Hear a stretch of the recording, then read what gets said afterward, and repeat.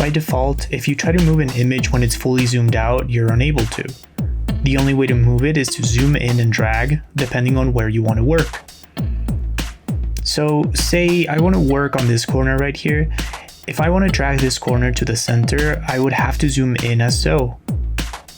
However, you can change this in your preferences. If you're on a Mac, go to the top and select Photoshop, Preferences, Tools. Then a new window will appear. Make sure that the overscroll option is checked and hit OK.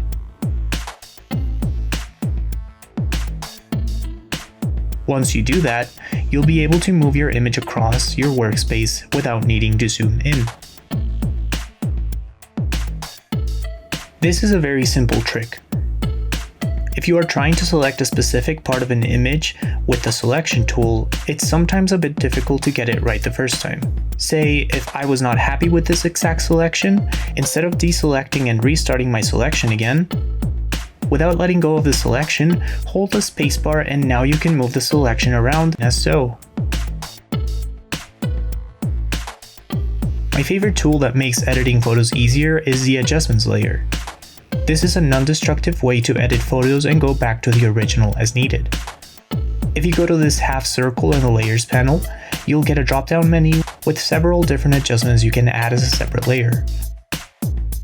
Say you want to adjust the brightness and contrast, you'd click on that option and it'll create a new adjustment layer. In the properties panel, you'll get the option to adjust the brightness and contrast as needed. You can also stack these layers. Here, we can add an adjustment layer for the levels and also adjust as so.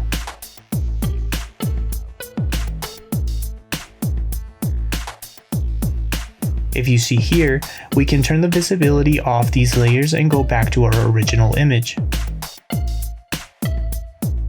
You can also adjust the opacity of the layer, as well as the blend modes for a more dramatic or subtle look.